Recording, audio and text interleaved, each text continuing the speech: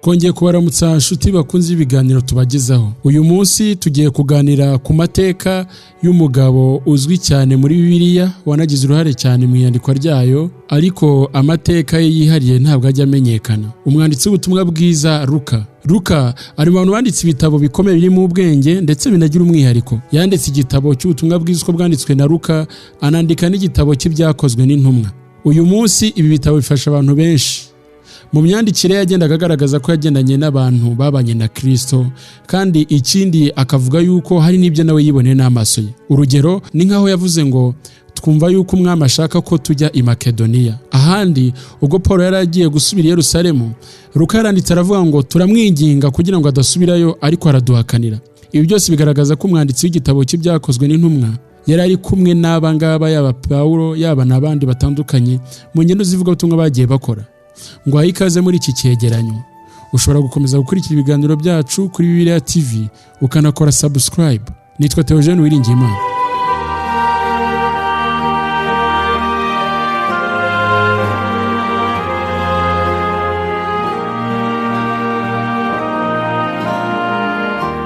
Ni umugabo ukomeye cyane, bavuga ko yari n'umuganga. Bavuga ko yavukiye mu Bugereki kandi yari umunyamahanga muri Antiyokiya ho muri Siriya. Yari umuganga, ariko kandi bakanagaragaza ko yari yaragize amahirwe kuko ntibyari bisanzwe ko muri biriya bihe abagaragu cyangwa se abantu batwaye gukoreshwa uburetwa babasha kwiga ngo bazagere ku gihe biga n'iby'ubuvuzi. Nk'uko byatangajwe n'abashakashatsi batandukanye, Luka yatangiye kugendana na Pawulo bari i Tirowa mu mwaka 51, amuherekeza bavuye i Makedoniya berekeza muri Filipi. Bishoboka ko ngo icyatumaga Pawulo agendana na Luka cyane, yamufashaga mu bihe byo kuvurwa igihe yabaga yatewe amabuye, yakubiswe cyangwa se bamuroshye hirya no hino, nk'uko yagiye ahura n'intambara nyinshi bitewe n'ingoma y'Abaroma. Mu butumwa bwe yagiye yandika yagaragaje ko ibyo yanditse yabitewe no gufatanya cyane na Pawulo na bagenzi be. Iyo witegereje idirishya ry'ikirahure riri kuri kiliziya yitiriwe Mutagatifu Yohani iri Stanford muri leta ya Connecticut, muri iri dirishya bagaragaza Luka nk'umuntu w'umutagatifu werekanwa afite igitabo cyerekana ubutumwa bwiza bwe. Mu rundi ruhande rwe afite igihingwa kigereranywa n'ibyatsi bikiza. Bisobanuye yuko Luka yari umuganga. Aba bamushushanije ukunguku barimo berekana umumaro wa Luka mu gihe cya mbere yuko yabwirije ubutumwa bwiza cyangwa se akanabwandika, ariko akabikora ari na muganga. Luka yagumanye na Pawulo kugeza ku iherezo ry'ubuzima bwe, ndetse no mu gihe yari afunzwe ari mu mibabaro itandukanye, Pawulo yivugira ngo Luka niwe wenyine turi kumwe. Nkuko yabyanditse mu rwandiko rwa Timoteyo rwa 2:4-11, bigaragara ko Luka ari wenyine wanditse ibitabo byo muri Bibiliya wari umunyamahanga atari umuyahudi. Niwe mwanditsi w'ubutumwa bwiza ugaragara wenyine mu butumwa bwiza dufitiye umunsi uko ari bune, kandi anafite igitabo gikomeye cyane cyitiriwe ngo ibyakozwe n'Intumwa. Abateolojiya bamwe bakacyita ngo ni ibyakozwe na Mwuka Wera, kandi ni inyandiko ikomeye cyane ibitse n'amateka kugeza n'uyu munsi. Mu butumwa bwiza bwa Luka bugaragara nk'ubwa gatatu muri Bibiliya, Luka ashimangira ubuntu Yesu Kristo yagize ku banyabyaha no ku bari bababaye. Usanga bwibanda ku bakene, abakandamizwaga, bugatera impuhwe ndetse bukongeraho no kugaragaza ubuntu Yesu yagiriye abatari bishoboye. Inkuru igaragaramo yibukwa ibihe byose ni inkuru ya Lazaro n'umutunzi wirengagije Lazaro igihe yari akiri muzima, kimwe n'umugani w'umusamariya mwiza. Izo ni inkuru usanga muri Luka nk'umwihariko we. Ubutumwa bwiza cyangwa ivanjiri ya Luka ishimangira akamaro ko kuvuga ubutumwa bwiza ku banyamahanga. Mu ivanjiri ya Luka twumvisemo Yesu Kristo ubwe ashimagiza ibyo kwizera kw'abanyamahanga nk'umupfakazi w'Iserefati na Namani w'Umusiriya. Wabisoma mu butumwa bwiza bwanditswe na Luka igice cya 4 ku murongo wa 25 kugera 27. Haragira hati: ariko ndababwira ukuri yuko hariho abapfakazi benshi mu Bisirayeli mu gihe cya Eliya, ubwo ijuru ryakingwaga imyaka 3 n'amezi 6, inzara nyinshi igatera mu gihugu cyose. Nyamara Eliya ntiyatumwa kuri umwe muri bo, ahubwo atumwa ku mugore w'umupfakazi w'Iserefati mu gihe cy'Isidoni. Kandi hariho ababembe benshi mu Bisirayeli mu gihe cy'umuhanuzi Elisa, nyamara ntihakizwa n'umwe muri bo keretse Namani w'Umusiriya. Iyi ni inkuru igaragaza cyangwa se ikora flashback, bakagaruka inyuma bagaragaza amateka y'ibyabaye kandi byavuzwe na Yesu Kristo. Yarimo agaragaza agakiza k'abanyamahanga batari Abisirayeli cyangwa se Abayahudi. Bigaragara muri Luka 17 ku murongo wa 11. Muri ubu butumwa aravuga ngo nuko bari mu nzira bajya i Yerusalemu banyura hagati ya Samariya n'i Galilaya. Akigera mu kirorero asanganirwa n'ababembe 10, abagarara kure barataka cyane bati mutware Yesu tubabarire. Ababonye arababwira ati nimugende mwireke umutambyi, bakigenda barakira.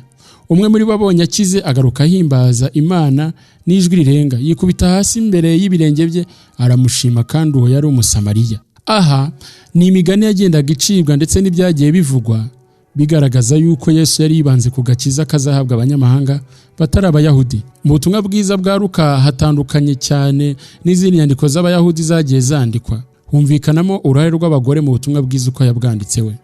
Nyamara abandi ntabwo bagiye babaha umwanya. Luka niwe wanditse ku bagore baherekeje Yesu nka Mariya Magdalena, Joanna, Suzana na Marita na Mariya, n'abandi bagore benshi bakoresheje umutungo wabo kugira ngo bafashe Yesu n'abigishwa be. Wabisoma mu butumwa bwiza bwanditswe na Luka igice cya 8 umurongo wa 1. Nyamara iyo ugenzuye mu butumwa bwiza bwanditswe n'abandi batandukanye usanga batagaruka ku ruhare runini cyane rw'abagore. Luka yanditse kandi ku byerekeye ivuka rya Yesu Kristo duhereye kuri Mariya, kandi afite akamaro kanini mu butumwa bwiza bwa Luka. Abandi siko bimeze. Mu butumwa bwiza bwanditswe na Luka niho twumvamo amakuru yahawe Mariya, uruzinduko rwe ajya kwa Elizabeti. Mu butumwa bwiza bwanditswe na Luka twigamo amagambo y'uburyo marayika yabwiye Mariya iby'ubutumwa bwiza yaramuzaniye, akanamubwira inkuru nziza ko agiye kuzabyara umucunguzi. Ni naho tubonera ajya kwa Elizabeti basuzanya, abana bakisimbiza mu nda. Uwo n'umwihariko ugiye uri ku butumwa bwiza bwanditswe na Luka. Imirimo ya Luka ikomeza kugenda igaragara mu gitabo agiye yandika cy'ibyakozwe n'intumwa. Kugeza mu gice cya 16 inkuru y'ibyakozwe n'intumwa yanditswe muri ngenga ya 3, cyane nk'amateka yanditse atandukanye ayigaragaza yandika nko muri ngenga ya 3. Nyuma y'ibyo bice tugenda tubona yuko umuvugwa cyangwa se ngenga y'uvuga yahinduye akajya avuga ngo turi kumwe, twagiye aha, tumeze gutya. Ahangaha bigaragara yuko noneho Luka arimo yigarukaho.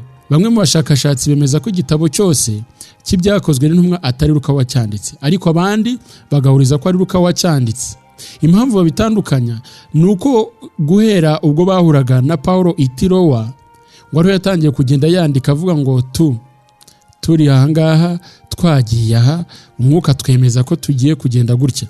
Mu bindi bice wasanga avuga ngo nuko aragenda koruku nkaho nawe ari inkuru yabwirwaga. Mu bindi bice hari aho cyongera kugenda kigaruka ku muvugwa wa 3 cyangwa ngenga ya 3 y'umuvugwa, aho bamwe bemeza yuko byanditswe Luka adahari. Abahanga bamwe bemeza iby'amateka yuko Luka yabarishwe nyuma y'urupfu rwa Pawulo, abandi bakavuga ko yabayeho igihe kirekire apfa afite imyaka 84 nyuma yo gutura mu Bugereki no kwandika ubutumwa bwe.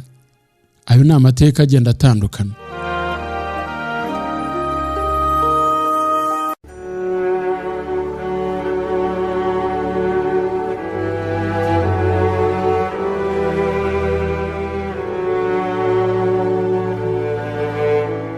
Hari umushakashatsi yitwa Austin Klein no muri kaminuza ya Pennsylvania, avuga ko izina Luka ubundi rikomoka ku kigereki bivuga Lucas, ngo rishobora no kuba ubwabyo ari uburyo buvugwa bwuje urukundo mu Kilatini aho bamwita Lucius. Luka avugwa inshuro 3 mu baruwa Pawulo yanditse ubwo yandikiraga Filemoni, Abakolosayi na Timoteyo. Imwe gusa muri yo ishobora kuba yaranditswe na Pawulo ubwe bari kumwe.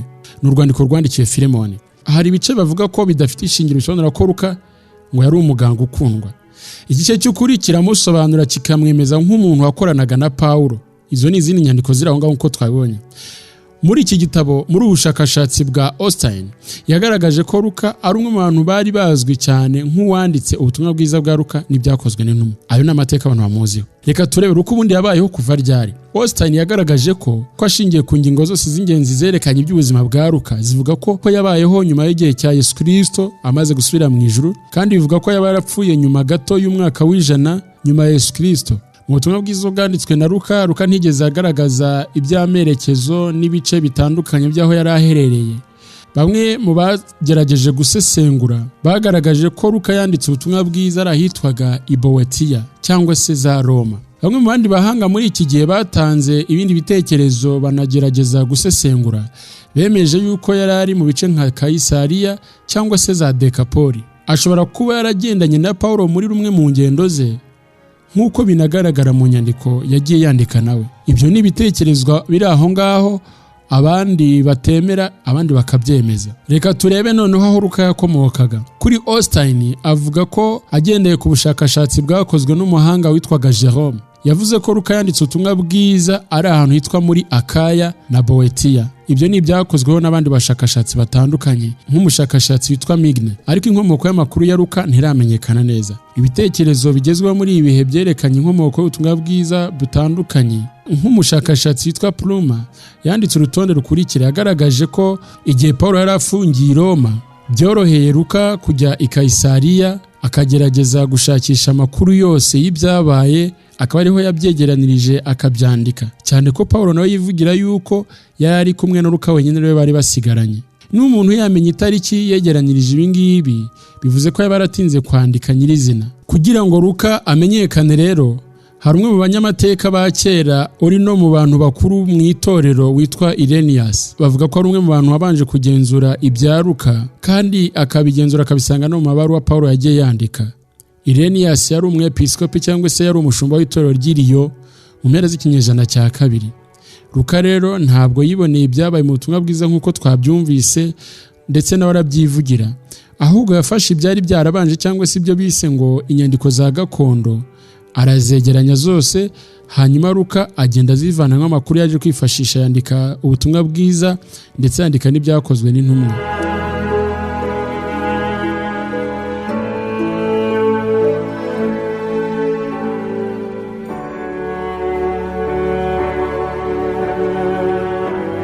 Harimo abantu benshi banenga ibyanditswe na Luka bakamuvuga ko atigeze agaragaza ubuhanga mu byanditswe ndetse ngo anagaragaza ingero z'inyandiko za Pawulo mu gitabo cye byakozwe n'intumwa kandi barabanaga. Ubusanzwe Luka agaragara nk'umuntu wafashaga Pawulo mu ngendo ze ndetse banajyanaga mu kuvuga ubutumwa. Luka yanditse ubutumwa bwiza n'ibyakozwe n'intumwa nk'uko twabyumvise. Muri Bibiliya afite akamaro kanini cyane. Avuga yuko buriya Luka ngo yabarishingikirije cyane ku butumwa bwiza uko bwanditswe na Mariko, ndetse yifashisha n'abandi bantu babanye na Yesu Kristo, agenda babaza amakuru bimufasha kwandika nk'inkuru zivuga ku bwana bwa Yesu, imigani ikomeye kandi izwi cyane n'ibindi bitandukanye. Yabyanditse yifashishije ababanye na Yesu Kristo. Hari ibintu bitandukanye nakubwiye byihariye Luka afite yanditse abandi badafite. Luka mu makuru agaragazwa n'abateoloje batandukanye bavuga ko yabikuraga ku bantu bagendanye na Yesu Kristo, yaganiriye nabo barimo intumwa za Yesu. Ibyakozwe n'intumwa ni igitabo gikomeye cyane kuko gitanga amakuru ku byerekeye gutangira kw'itorero rya mbere rya Gikristo. Byabereye i Yerusalemu, hanyuma biza kujya muri za Palestine n'ahandi hatandukanye. Kugeza uyu munsi hari abantu batemera ngo inyandiko za Luka, bakavuga yuko ngo zituzuye. Abo ni abantu bari aho ngaho, ariko amateka y'itorero n'inama zabaye z'abakuru bari bashinzwe kugenzura no guhuriza hamwe inyandiko z'ubukristo bemeje ubutumwa bwiza uko bwanditswe na Luka, banemeza igitabo cy'ibyakozwe n'intumwa nk'igitabo gifitiye umumaro munini itorero. Kugira ngo byemezwe byagenze gute? Uyu mwanditsi yavuze yuko atabanye na Yesu Kristo, kandi koko n'amakuru arabigaragaza, we ntibigeze babana. Bishingiye ku nyandiko yagiye yandika, hari inama zabaye zigiye zitandukanye kugira ngo izi nyandiko za Luka koko zemerwe. Zabanje kwangwa, abandi barazipinga rwose. Icyakora bashingiye kuko Luka yari umuganga wakundwaga nk'uko bivugwa, kandi wagendanye na Pawulo wari uzi ibintu byinshi, akagenda mu ngendo ze bakorana, akanabana n'abandi babanye na Yesu Kristo. Batekereje ko byaba ari ibintu by'igiciro cyane kwakira inyandiko yanditswe n'umuntu wiboneye ababanye na Yesu Kristo. Muri ubutumwa bwiza dufite muri Bibiliya uyu munsi ni ubutumwa bwagenzuwe ndetse cyane, kuko iyo ugenzuye usanga hari ubundi butumwa butandukanye butagiye bwemerwa, bwabo bwa Petero, bwa Tomasi n'abandi batandukanye bari bagerageje kwandika, ariko ntibyemerwa bitewe n'ibintu bagendaga basangamo. Irenaeus nk'uko nabikubwiye ndetse na Clement Alexandria ni abantu bagize uruhare rukomeye cyane kugira ngo ubu butumwa bwa Luka bwemerwe nk'uko bigaragara mu gitabo cya Stromata. Aba basaza bakuru mu itorero bagaragaje yuko mu butumwa bwiza bwa Luka hagaragaramo ibyahuriyeho n'abandi, nubwo hari ibintu byihariye bavuga ko adahuriyeho n'abandi. Bagenzuye ubundi butumwa bavuga ko bwanditswe n'ababanye na Yesu barimo Mariko, Matayo ndetse na Yohana. Bakareba bagasanga hari ibyanditsemo biragaragara mu butumwa bwiza ko bwanditswe na Luka. Inama nkuru rero yaje guterana yemeza yuko ubu butumwa bukwiye kujya mu nyandiko bukemerwa nk'ikintu gikomeye cyane nk'umutungo w'itorero n'ubundi.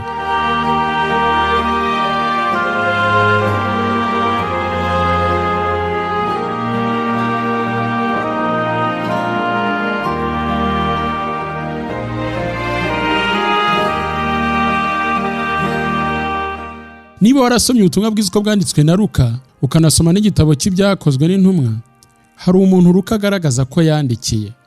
Ibi nabyo biri mu bintu byateraga confusion cyangwa se bigatuma banashidikanya ku nyandiko ze. Reka ngusomere ubutumwa bwiza uko bwanditswe na Luka wumve. Igice cya mbere cy'ubutumwa bwiza uko bwanditswe na Luka kiravuga ngo abantu benshi bagerageje kuringaniza igitekerezo cy'imvaho y'ibyemewe natwe rwose, nk'uko twabibwiwe n'abahereye mbere bigitangira babyibonera ubwabo, kandi bakaba ari abigisha b'ijambo ry'Imana. Nuko nanjye maze gukurikiranya byose neza mpereye ku bya mbere, nabonye ko ari byiza kubikwandikira uko bikurikirana wowe Teofilo mwiza rwose. Teofilo mwiza? Reka twumve no mu byakozwe n'intumwa uko avuga. Ibyakozwe n'intumwa igice cya mbere haravuga ngo Teofilo we, muri cya gitabo cya mbere nanditse byose yabanje gukora no kwigisha byose, kugeza ku munsi yazamuriwe mu ijuru amaze gutegeka intumwa yatoranije azitegekesha umwuka wera. Nanone Teofilo aragarutse. Teofilo ni muntu ki? Teofilo bamwita ngo ni Theophilus. Teofilo bivuga ukundwa n'Imana. Iyi ngingo iri mu ngingo zagiwe impaka cyane bikomeye. Teofilo ni umuntu wayoberanye kugeza n'uyu munsi abanyamateka ntibamuhuriraho. Iyi ngingo ifite ibintu byinshi bitandukanye yavuzweho. Teofilo bamugaragaza nk'umuntu w'umusomyi wari wandikiwe urwandiko Luka yanditse, bikagaragazwa yuko yari umuntu uri wandikirwa buri gihe n'inyandiko za Luka. Teofilo bivuga ukundwa n'Imana. Igihe cyose Luka yandikiraga uyu muntu, abandi bakamufata nk'umuntu wari ukomeye wahoraga wandikirwa na Luka. Bamwe mu bateoloji bemeza yuko uyu muntu atabayeho, niko bamwe babitekereza, ndetse na convention cyangwa se ibyemeranijweho mpuzamahanga bavuga yuko iyo bavuze ngo Teofilo baba bavuze umuntu wari wese usoma ubutumwa bwiza kandi w'umukristo wizera Yesu Kristo. Teofilo bivuga ngo ukundwa n'Imana. Iyo ni imvugo yahuriweho n'abateoloji nyuma yo kubura uyu Teofilo. Ariko reka nkubwire ibyabaye. Birashoboka yuko Teofilo ngo yari umuntu wo mu rwego rw'imibereho wari ukomeye cyane mu butegetsi bw'Abaroma n'Abagereki. Akaba ngo yari umunyamahanga ufite amateka mu muco w'Abaroma n'uw'Abagereki. Impamvu agaragara cyane mu nyandiko za Luka, yari umuntu ukomeye wari waragerageje gusoma iby'imibereho ya kera mu isezerano rya kera, hanyuma nawe arabisobanukirwa. Yari afite amateka yihariye ku mibereho y'Abayahudi n'uko babagaho kera. Hari abavuga ko Luka yari yarabwirije Teofilo amaze kubona ibyerekeye Yesu Kristo nawe ngo arakizwa, ngo ahinduka umukristo. Ibi birerekana neza ko yari ashishikajwe n'iby'ubukristo cyane, ariko yari akeneye inyigisho nyinshi zizamufasha gukura ngo akomere.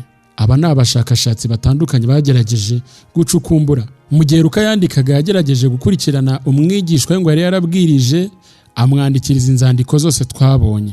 Bitekerezwa yuko uyu Teofilo rero ari umuntu wabayeho, kuko mu kumwandikira ageragezaga ngo kumuhugura amwereka uko ibintu byagiye bikurikirana kugira ngo nawe akure mu by'ubukristo. Muri iri genzura ryakozwe, Teofilo ngo ashobora kuba rero amaze kwizera byimaze ukuri k'ubutumwa bwiza kandi akabutangaza ashize amanga hakurikijwe ibyanditse mu gitabo cy'ibyakozwe n'intumwa igice cya mbere umurongo wa 8. Haravuga ngo iki? Haravuga ngo icyakora muzahabwa imbaraga umwuka wera n'abamanukira, kandi muzabagabo bo kumpamya i Yerusalemu n'i Yudaya yose na Samariya no kugeza ku mpera y'isi. Ibi babigaragaza nk'uko ngo uyu nguyu Teofilo amaze guhishurirwa iby'ubutumwa bwiza kanabyizera, nawe yagize ishyaka ryinshi ryo kubwamamaza. Hari abatekereza ko ari umuyobozi w'Abaroma ngo kandi wari ufite n'uruhare runini cyane ku bantu muri ibyo bihe. Yaba se yari afite andi mahirwe adasanzwe yo gusobanurira abantu ubutumwa bwa Yesu Kristo mu mwanya nk'uwo ngo ari umuntu woroheje? Niho bahera bavuga yuko ashobora kuba ari umuntu wari uri aho ngaho kandi ukomeye. Duhereye kuri ibi ngibi birasa nkaho Luka yari afite ibyiringiro byinshi yuko uyu Teofilo ari umuntu umwumva cyane kandi yizeye ko azamufasha gukwirakwiza ubutumwa bwiza. Kubw'inyandiko za Krema zagaragaye ndetse n'umushakashatsi Plama yavuze yuko Teofilo uyu nguyu yari umutunzi wo muri Antiokiya. Mu bitabo bya Luka uko bigaragara buri gihe amwandikira ngo mugaragaza nk'umuntu wari ufite umwanya w'icyubahiro muri guverinoma, kandi mbere yo kuba umuyobozi muri guverinoma ngo akaba ari umukristo wari amaze kwizera. Bavuga ko uyu mugabo wari ukiza ari unakomeye muri biriya bihe. Uyu Teofilo yari umutunzi wari ukomeye kandi wavugaga rikijyana, ushobora no kuba wari umufasha akanatera inkunga ubwanditsi bwa Luka, akamuha inkunga y'amafaranga yari akenewe muri icyo gihe kugira ngo asore ibitabo bye bibiri byari bikenewe. Ibi bigaragara muri The Synoptic Gospel and the Acts byanditswe n'umushakashatsi witwa Hayes. Ubutumwa bwa Luka bugira umwihariko. Ni ubutumwa bwiza burebure bugaragara mu isezerano rishya. Usanga Matayo na Luka baranditse ibintu bikomeye cyane kandi birebire. kuruta abandi bose. Matayo yaranditse yego nawe yandika ibintu birebire kuruta ibya Luka, ariko ibya Luka babisangamo ubuhanga n'ubugenzuzi bukomeye cyane. Ubutumwa bwiza uko bwanditswe na Luka bufite ibice 24, mu gihe ubutumwa bwiza uko bwanditswe na Matayo bufite ibice 28. Ugerageje kubara ijambo ku ijambo usanga ubutumwa bwiza uko bwanditswe na Luka ari bwo burebure.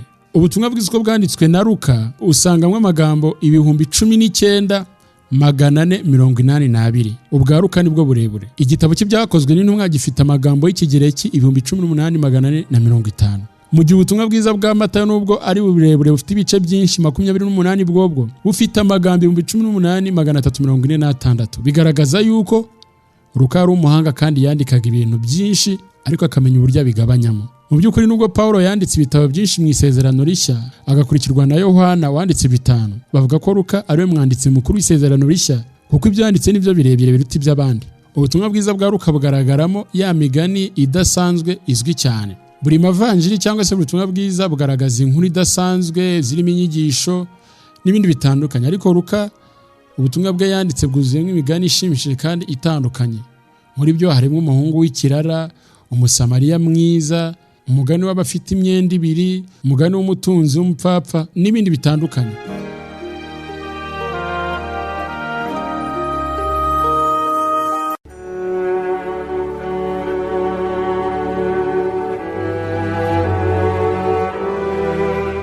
Ngayo amateka y'umugabo ukomeye cyane muri Bibiliya, Luka.